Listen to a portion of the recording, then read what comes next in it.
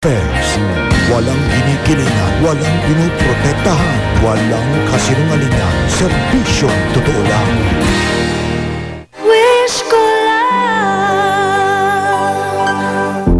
tampok natin ngayong hapon ang mga natatanging kabataan at ang espesyal nilang relasyon sa mga taong tinitingala, hinahangaan at tinutularan nila. Andito na po ang kinagigiliwan nating lahat na si Trudy Siliit. At sa kauna-unahang pagkakataon, maghaharap ang dalawang aktres na gumanap sa nasabing karakter. Ang pinakabagong child sensation na si Jillian Ward at ang star for all seasons, walang iba kundi si Ate V. Oh, you're here! Hindi rin magpapatalbog sa pagkabibo si John John, ang tinaguriang boy gulay ng Marikina. At sasagutin natin ang liham mula sa mga estudyante ng Mandaluyong Science High School na may hiling para sa kanilang guro na may cervical cancer. Ano man ang inyong edad, tiyak na matutuwa kayo sa mga cute na eksena ngayong hapon dito sa Wish Ko Lang. Ang mga dating estudyante ni Ma'am Fe Briones nagulat nang makita ang litrato niya sa isang internet site. Hindi nila akalaing ang babaeng payat at namumuti na ang manipis na buhok ay ang gurong malapit sa puso nila. Nagsimula ang lahat sa mga litratong ito na ipinaskil sa Facebook. Mga larawang hindi nangangailangan ng anumang salita upang ihayag ang paghihirap ng gurong si Ginang Fe Briones. Gusto kong ipakita doon sa isang kasamahan namin dati na teacher na nasa States na ngayon. Gusto kong makita niya kung ano yung itsura ngayon ni Ma'am Fe. Hindi lang mga dating kasamahan ang nakakita ng mga litrato, kundi pati mga dati niyang estudyante. Last year lang nalaman ko na diagnose siya, and then a year after parang ganun na bumigay na yung katawan niya. So, yung una ko talagang ginawa, to be honest, inantag ko yung name ko dun sa picture kasi ayaw kong makita ng mga friends ko na ganun na nga kasi ang bigat talaga sa puso. Gusto kong pumunta, pero hindi ko kayang pumunta mag-isa kasi hindi ko alam magiging reaction ko. Dahil ang bigat nga sa pakiramdam, ibang-ibang itsura niya dun sa Facebook. Sa natatandaan kong itsura niya, nag-aaral pa ako dito. Ito ang anyo ni Ma'am Fe na natatandaan ng mga dating mag-aaral ng Mandaluyong Science High School. Na dahil sa kanyang itsura, pananalita at pag-uugali, binansagan pa nga nilang Tita Cory. Masaya siya maging teacher and marami ka talaga matututunan sa kanya. Unang-una hindi siya bias. So kung alam niya mali ka, itutuwid ka niya eh. Kasi naging teacher namin siya sa values education. So kapag alam niya may baluktot sa'yo, itutuwid niya talaga. Kaibigan ka niya sa labas or hindi. Hindi siya yung typical na mahirap i-approach na guidance counselor, yung tipong pag na pasubo ka sa office, pagagalitan ka agad. Meron siyang comfort na ibinibigay. Imbis na ma-down yung estudyante, mas nai-inspire po sila, mas natututo sila dun sa mga mistakes na nagawa sa eskwela. Sadyang napakalaki ng kaibahan ng luma at bagong litrato ni Ma'am Fe. Pero hindi lubos na makikita sa mga larawang ito ang tunay niyang sitwasyon. Noon ay hinahati niya ang araw sa pagiging guidance counselor at guro sa dalawang eskwelahan. Ngayon ay narito siya't mistulang nakarehas sa kanyang karamdaman. Sabing ganyan yung OB ko. Hindi ko namin masabi sa'yo ng personal. Kasi may cancer ka. Stage 3B na. Umiyak na lang ako na umiyak. Pati yung co-teacher ko umiyak.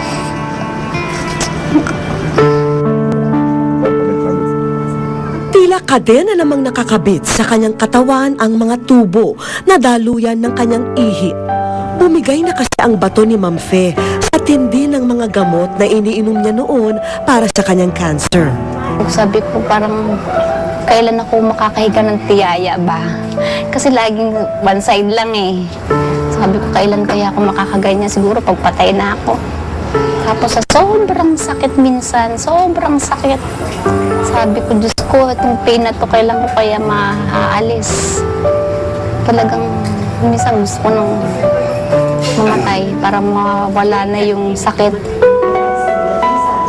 Dati-rate, napapaligiran siya ng mga estudyante sa loob ng silid-aralan. Gusto ko yung mga bata. Nag-i-enjoy ako sa kanila. Yung mga joke, pagka nagtatawanan sila, tsaka nagjo-joke kami. Enjoy ako, parang bumabata ako. Lahat kami, puro tawag namin sa kanya, Ate Pe, pag may mga problema. Siya yung sinusumbungan namin, siya yung hinihinga namin ng advice. Then bilang isang kaibigan, siya isa sa aming parang mommy namin kung ituring. Talagang nandyan siya kahit anong problema mo at isa siya sa mga masasabi kong kaibigan na malapit sa akin kahit hindi na kami magkasama. Ngayon, madalas siyang naiiwang mag-isa sa munting espasyo na nagsisilbing kwarto niya.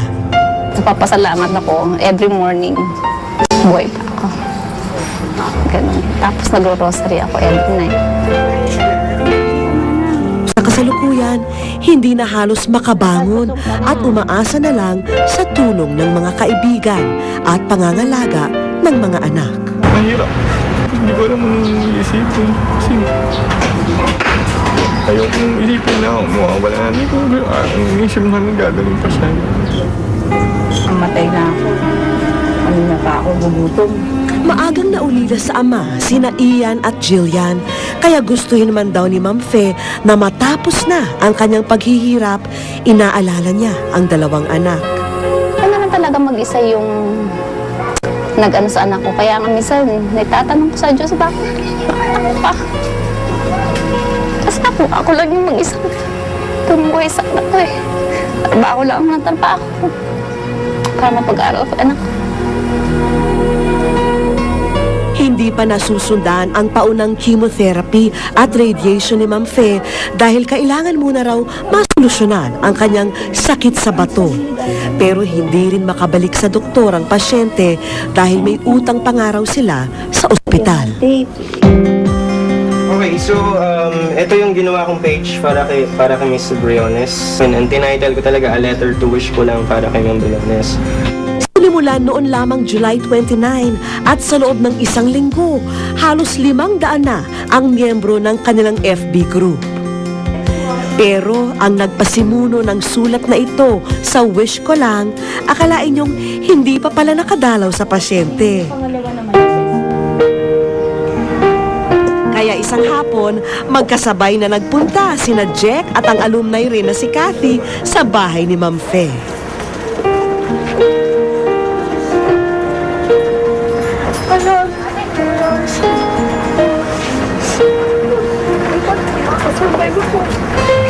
Si Jack Caridio, siya yung nag-create ng iyong first Facebook.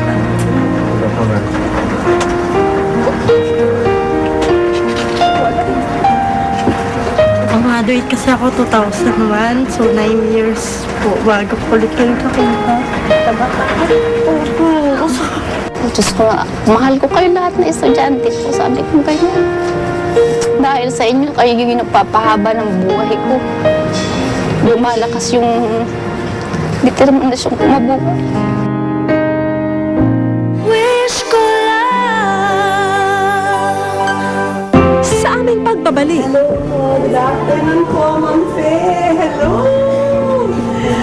Anong secret niyo? Bakit mahal na mahal kayo na?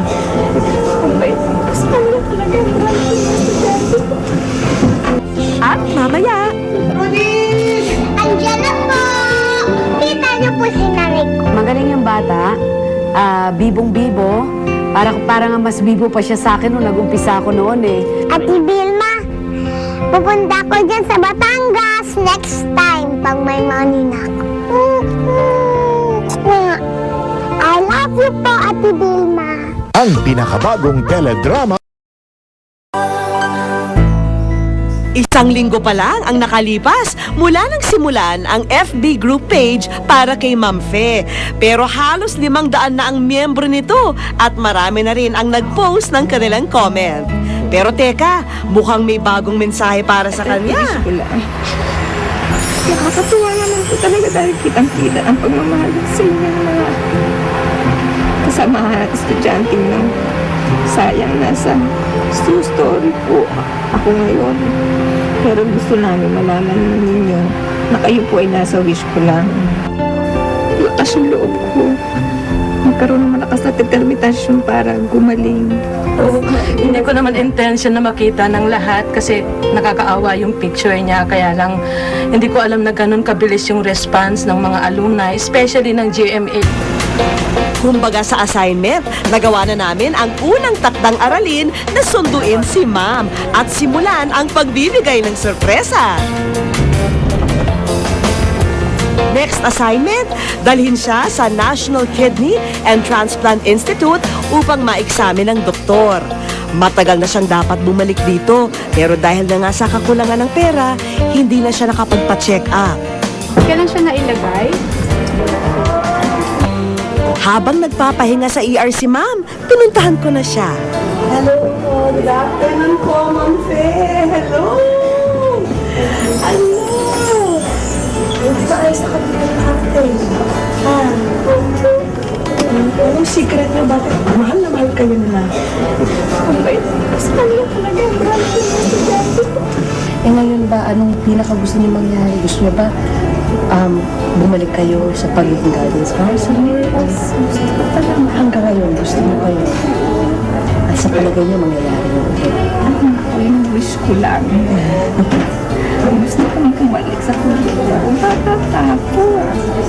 Gusto ko na mag-retire ako magtuturo. Yun ang wish ko. Alam namin na miss nyo na Ma'am Fe ang inyong mga estudyante at kasamahan. Kaya naman, makakapiling nyo na sila ngayong hapon. Tignan nyo nga naman, at sa hallway pa lang, ay ang dami nang nakaabang sa ating guest of honor.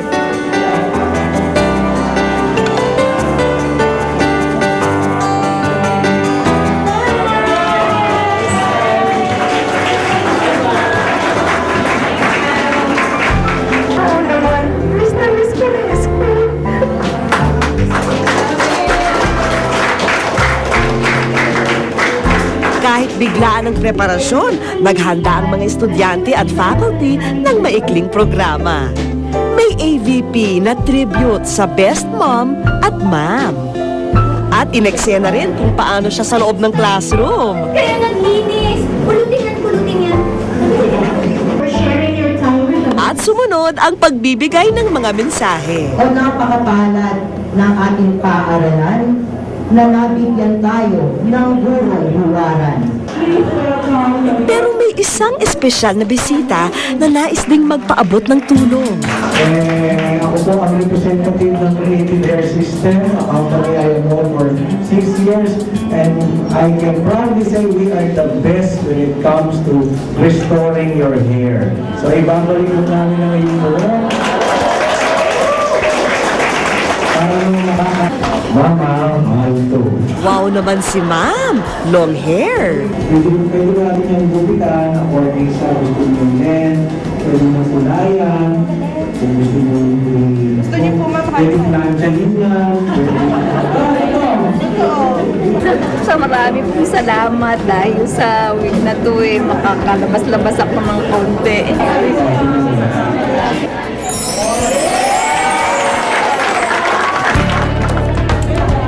O baka akala nyo tapos na kami sa aming assignment? Nako, hindi pa po.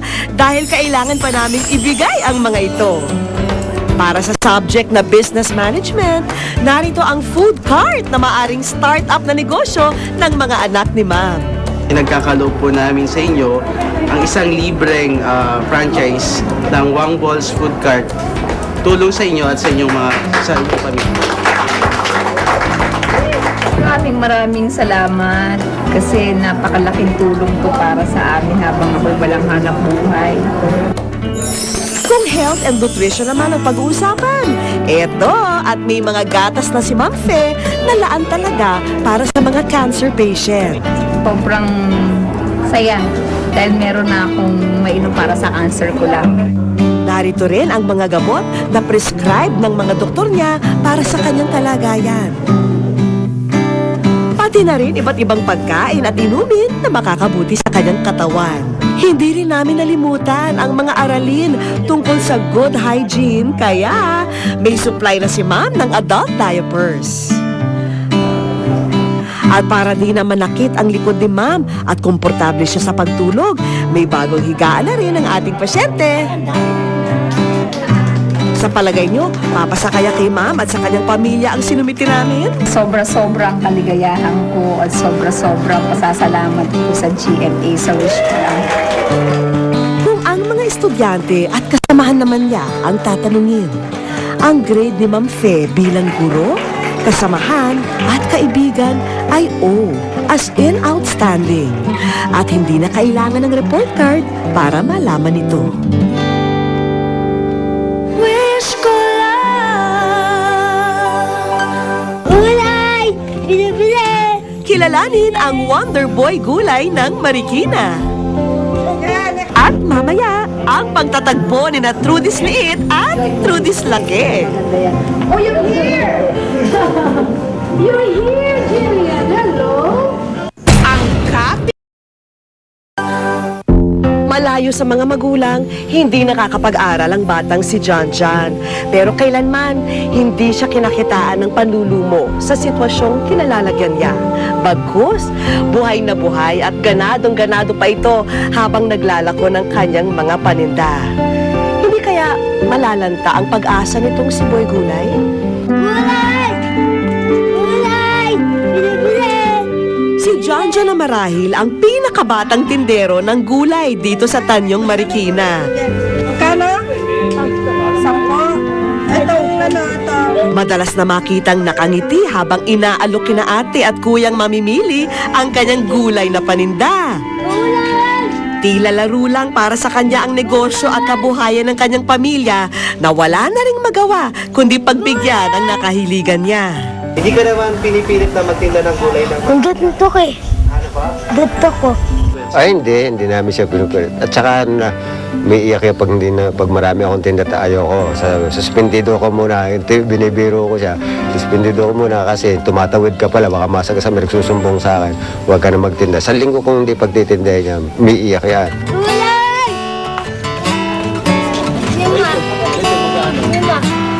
Lima. Oh, benching ko. Talo pa niya yung matatanda kasi sa kanya, pagka nakita siya, bumibili ka agad. Dalawang bagay, may pang-ulam sila, nakatulong pa. Mabilis ang utak niya. Hindi siya pwedeng dayain na kahit na magaling siya. At talagang hinahangaan at ginagalang ang munting tindero sa kanilang lugar.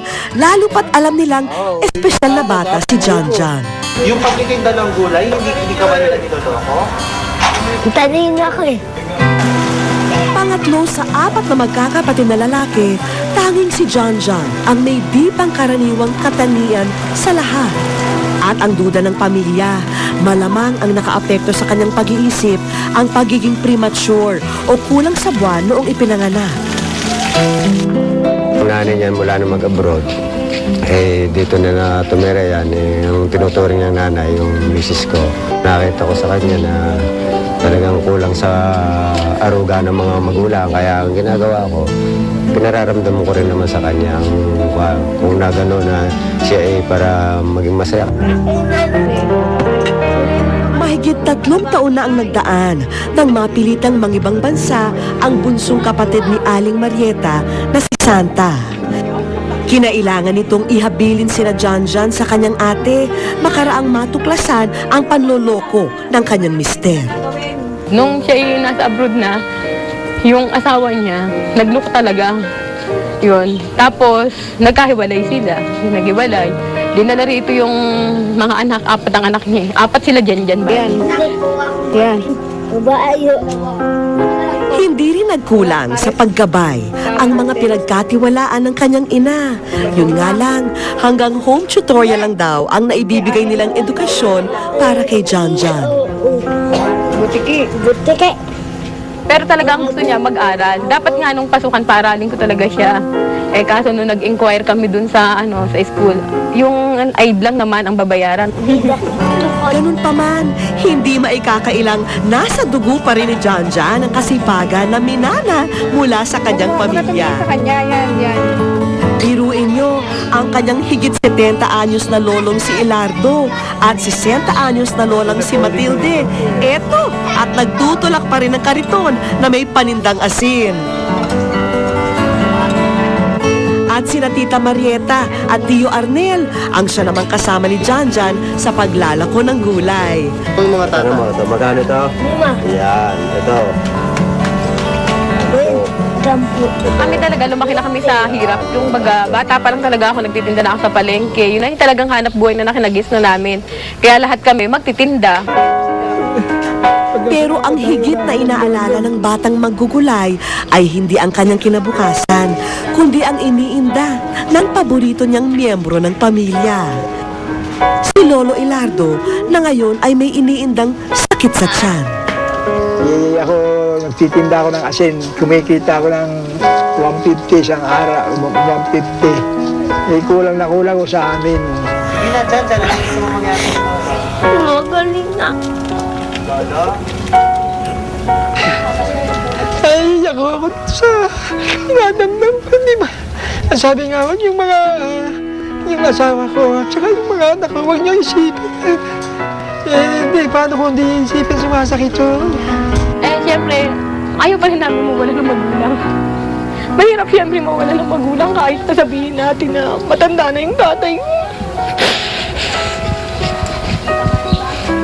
Tsaka hindi namin sukat akalain na sa hirap ng buhay, magkakaganito yung tatay ko.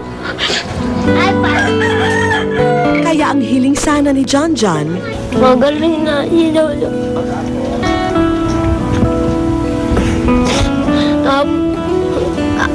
Ako maaral.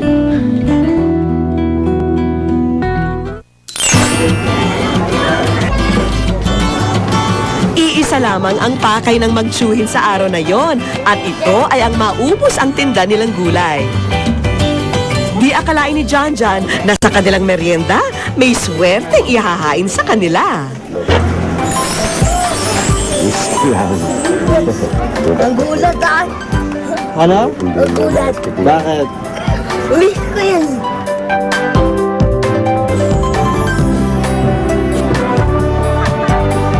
Kaya naman diretso agad ang magtsuhin para iparating ang magandang balita sa buong mag-anak. Ang kanyang tsahing si Aling Marieta kasama sina Lolo at Lola pinulagan ng isang parada.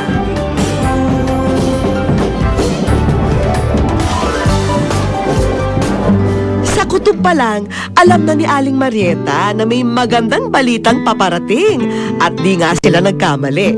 Talaga po hindi po namin to inaasahan na darating to sa buhay namin talaga. Sa ganitong pagkakataon at sa ganitong pagsubok, talagang ang Diyos napakabait sa amin kahit pa po. Agad naming sinama ang buong mag-anak sa aming unang regalo sa kanila. Good afternoon po. Ako po si Mrs. Talag. Welcome po sa Jesus Immaculate Conception Hospital. Kami po ay handang tumulong sa inyo at kami magsasagot sa mga medical needs po. Salamat po talaga ng marami. Maraming salamat po. Alin po kayo? Salamat po ng marami. At bukod po sa medical assistance na bibigyan namin sa inyo, at meron pa po kami ibibigay sa inyo. Ito po. Maraming salamat po talaga. Talaga pong napakabait ng Diyos. At dito sa ospital na ito, muling masusuri si Lolo Ilardo. Pati na rin si Janjan. May dagdag pa na magandang balita dahil ayon sa doktor, may solusyon pa ang kahinaan ni Janjan. Hindi siya autistic. Kasi ang autistic, although merong different stages, walang focus. Itong batang itong si Richard, matalino siya, only delayed lang. At saka may difficulty in speech. Nakokorek natin yan kung ipapa-speech therapy natin. Yung kanyang mentality, nade-develop yan habang nag-aaral ang bata. Ilang kayo magkapatid? 4. Pang-ilang ka? Pangatlo. Ngayon, naliwanagan na ang pamilya sa tunay na kondisyon ng bata. Sa kaso naman ni Lolo Ilardo, medyo hindi kasing ganda ang balita. Sinasabi nga rito na maaari siyang lymphoma, no? Ang kinakailangan talaga nito, mabiopsy para makita natin kung anong klaseng tumor, maaring benign or malignant. Tsaka para na rin ma-establish natin yung diagnosis. Ngunit hindi naman kailangang mag-alala dahil agad nabibigyang lunas ang kanyang karamdaman. Dahil nga biopsy ang pinaka-kailangan natin, sasagutin naman ng ospital ang biopsy. So mas maganda maisagawa sa lalong madaling panahon. Kung problema naman ni Janjan ang pangbayad sa kanyang speech therapy at pag-aaral, may instant sagot na kami dyan.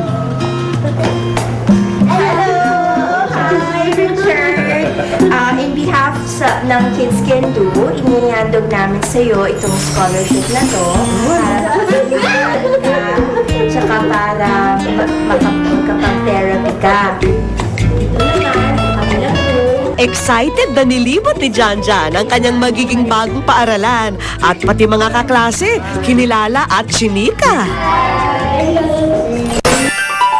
Inaakala ng lahat na tapos na ang pagbibigay namin ng sorpresa. Ang hindi nila alam, sa kanilang pag-uwi, may mas magandang regalo silang maaabutan.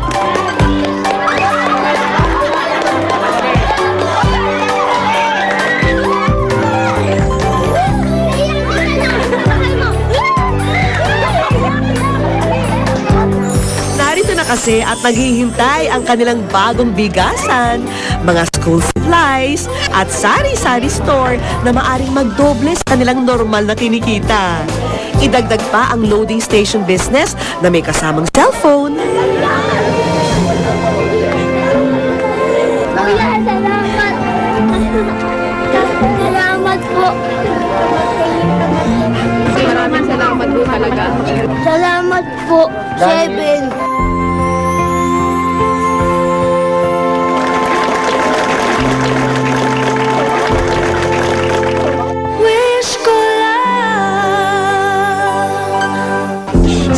Pagbabalik. Andiyan na po! Ang kinagigiliwan nating lahat na si Trudy Siliit. Ang bilang Trudis po ako at pangalan ko po talaga Jillian. Alam niyo ba na ang kauna-unahang pelikula ni Vilma Santos ay ang Trudy Siliit, kung saan tinanggap din niya ang una niyang Best Actress Award. Pero taong 1963 pa nangyari yon at ngayon may bago na raw nakaupo sa trono bilang child wonder. Ano kaya ang mangyari kung magkita ang orig na Trudy Siliit at ang bagong kinagigiliwan, pinanggigigilan at inaabangang paslit? Trudy! Andiyan na po! Nagkaroon ng bagong kahulugan ang mga salitang cute at bibo sa pagsibol ng munting bituin na ito.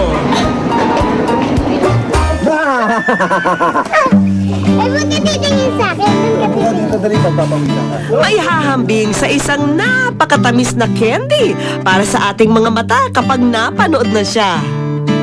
Kung naman, Trudis! Hello po, Nay! At kahit sa telebisyon lamang siya madalas makikita, pihadong panggigigilan niyo siya. Trudis! Tita Shed! Siya ang 5-year-old child wonder na si Jillian Ward o mas kinagigiliwan ngayon bilang si Trudy Siliit. Ate, saan ang tatay? Wala na siya, Uping. Nasa heaven na siya. Hindi nga raw inaasahan ng ina ni Jillian na aakit ng ganitong katinding atensyon ng kanyang anak. Magandang lugar. Nagulat kami, syempre. Kasi at first, hindi siya naka-experience ng any workshop, acting workshop, workshop like that. Wala. Walang workshop na nangyari. So parang sabi ko, kinakabahan din ako na kaya niya kaya. Hindi niya raw kasi alam nung una, nakakambal na pala ng pagiging makulit ni Jillian ang husay sa pag-arte. Diba sabi mo, kahit ganyan si nanay, mahal niya pa rin tayo? Sobrang proud. Tsaka nagulat ako paano siya nakaka-acting ng ganun. Parang hindi ko ma-imagine. Hey, what's that? There you go. Yeah. Ang bilang Trudis po ako at pangalan ko po talaga Jillian. Pero sa ngayon, patuloy na lumalaganap ang True This Liit Fever kapag lumalapag na si Jillian sa isang lugar. Nakita niyo po si nanay ko. Ay, hindi. Nako. Ayoko po. Oh, nakita ka na, mama, ah. Ang attitude niya, mas gusto niyang kalaro yung mga adult kesa sa mga ka-age niya. Siguro kasi, ano nga siya, medyo, would I say, medyo advanced nga. So parang may mga questions na minsan na ano pag tinatanong niya sa bata, hindi naman siya nasasagot. So naboboard siya. Pero mas lalo pa kaming humanga sa batang nakausap namin nang paunlakan kami ng sit-down interview ni Jillian. Ano ba talaga yung ugali ni True? Pwede mo ba ikwento sa amin? Yung ano ba talaga yung ugali ni True This Liit? Mabait po siya. Palagi po siya mabait sa magulang. Tumutulong po siya maglinis ng bahay. Tapos po, naglalaba po siya. Bukod sa matatas magsalita, tila alam na niya ang bagong mundo na kanyang ginagalawan. Ito po comedy. Nakakatawa na nakakalungkot. At tulad ng isang magaling na role model, meron din siyang mensahe sa lahat ng kanyang mga tagahanga at taga-subaybay. Ang mga bata gayahin niyo si Trudis, ha? Magpakabait kayo sa pamilya niyo. Pero alam niyo ba kung sino ang pinakaunang True This Liit? Jillian, good luck to you. I saw you sa TV. You're very pretty. Napaka-aktibo mong bata. So I just wish you the best and just enjoy it. And then at the same time, give your all. Pag nasa dugo mo talaga ang pagiging artist, it will come out. And be proud to be True This Liit. So good luck to you, Jillian. Ate Vilma, pupunta ko dyan sa Batangas next time pag may money na. Wish ko Susunod, ang pagtatagpo ni na True This Liit at True This Laki. Oh, you're here! You're here, Jillian. Hello? Sino ba ang cool naman? Kinabukasan, binisita namin ang baluarte ng Star for All Seasons, si Governor Vilma Santos Recto. Hindi na naikaila ni Ate V na isa siya sa mga nakagat ng True This Liit bug. Aray? Magaling yung bata. Bibong-bibo. Parang mas bibo pa siya sa akin nung nag-umpisa ako noon kasi makabagong panahon na rin ngayon. Kanina ba? Check! May isda na ba? Tinanong nga namin siya kung nabibigyang hustisya naman ng batang Trudis ang karakter sa kanyang first acting role. At walang kaabog-abog na check ang sagot ni Ate V. Definitely, she's giving justice to the role of True This Liit, di ba? Ang ganda rin niya. So, basta't ang alam ko yung True This Liit ay napakagandang stepping stone. Lalo na kung makaka-deliver talaga para sa isang umaasam na maging artista. Ano karapatan mo sabihin sa akin na? Diyos ka ba? Ikaw ba nagbigay ng buhay sa akin? Sino ka ba? At bilang isa sa mga premyadong artista sa industriya, nakikita ni Ate V ang magandang future ni Jillian sa larangan ng pag-arte. Kailan pa? Ilan taon na ba si Jillian? 5. When I made True This Liit, I was 9. So, ang akin lang, pagka nasa dugo yan talaga, pabayaan lang natin. Pero ang importante lang dito, kasi hindi pa naman yan ma-appreciate talaga yung sasabihin mo mga acting award. Hindi pa naman sa kanya lang gusto niyang maibigay yung dumadaloy sa dugo niya na pagiging artista. Kasi kitang-kita mo ini-enjoy niya Para po pag nasa malayo ka, hindi niyo po kami masyadong mamiss. Ano ba yan? Gayunpaman, isang napakahalagang mensahe ang nais iparating ni Ate V sa bata. Huwag mo lang pababayaan yung pag-aaral mo. Napaka-importante nun. Kasi ako, if I remember right, nung ginawa ko yung True This Liit, nagpapatutor ako noon para makahabol sa school. Kasi it's very, very important na hindi napapabayaan. Kasi kahit anong sabihin mo, number 1 pa rin ang education. Ang hindi alam ng gobernadora, isang tao ang pasugod sa Kapitolyo para hanapin siya. Kung ano man ang pakay nito, hindi pa alam ni Ate V. Pero siguradong nakahanda ang kanyang mga bodyguard sa kahit anong magaganap. Don't forget your studies. But enjoy movies kasi maganda yan. Oh, you're here! You're here, Jillian. Hello? Hello po. Oy, napaka-bibo talaga. Thank you very much, Trudis. How are you? Can you kiss Tita V? Ay, sus naman. Ay, come. Thank you. So, ito ngayon si Trudis Liit. Sa unang pagkakataon, nagharap ang Trudis Liit noon at Trudis Liit ngayon. Paano ka nga nila pinaiiyak pag drama yung eksena? Paano? Pinapairak ako ng assistant director ni Direk Don Michael Perez. Oh! Bakit? Sino nga kaya ang na-starstruck? Si Jillian ba o ang gobernadora? Naku po. Gusto mo ba maging artista hanggang paglaki mo na? Apa! Sinong gusto mong maging? Ingat ka. Sinong idol mo? Hindi, pero si Tita V. Sinong idol mo sa show business? May idol ka ba? Oh, sino? Alika, sit down properly. Si Marian po. Oh, Ate Marian. Gusto mo rin magdarna? Gusto mo magdarna? Gusto ko maging lumipad. Palagay ko pareho nga ang ano namin ito. Gusto mo, kilala mo si Jezebel? Yung babaeng sirena? Apo, siya po din si Marian eh.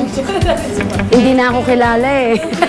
Ako rin eh. Nag-uumapaw ang excitement ni Ate V. Hindi raw kasi siya nagkaanak ng babae, kaya napakagaan ng loob niya kay Jillian. Okay. Ang sarap naman. Pwede ba siyang iuwi? Wala kasi akong anak na babae, di ba? Puro barako anak ko. Ayaw. Kahit ang buong silid ng gobernadora, napuno ng ngiti sa paghaharap ng dalawa. Gusto mong pagkain. Ako, gusto ko Filipino at Japanese food. Ako chicken.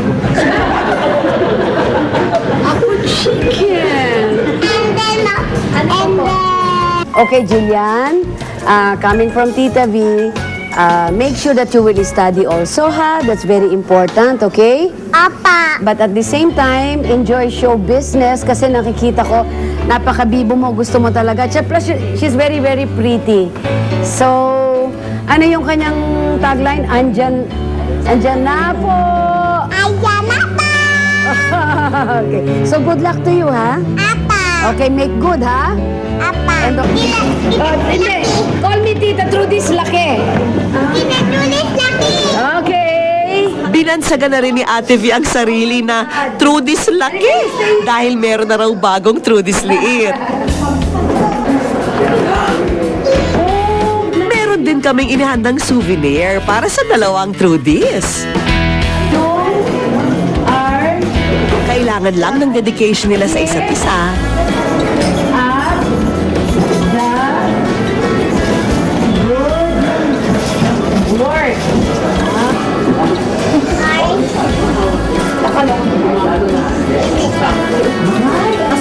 Ayan, ang official BFF na sila o best friends forever. Hoy, kilala niya! Hindi ito ang huling pagkakataong may sisibol na bagong Trudis Liit. Pero dumating man ang araw na yun, mananatili pa rin sa puso natin sina Ate V at Jillian, ang Trudis Liit at Trudis Laki ng ating panahon. Trudis Liit, Trudis Laki. Yeah. Thank you. God bless. God bless. Keep up the good work. I love you po, Ate Vilma. Kung kayo po'y may hiling para sa sarili o sa inyong kapwa, lumiham lang at ipadala sa Wish Ko Lang, care of GMA Network Center Incorporated, EDSA Corner Timog Avenue, Diliman, Quezon City. At hanggang sa susunod na Sabado, ako po si Vicky Morales. At ito po ang Wish Ko Lang. May sorpresang naghihintay.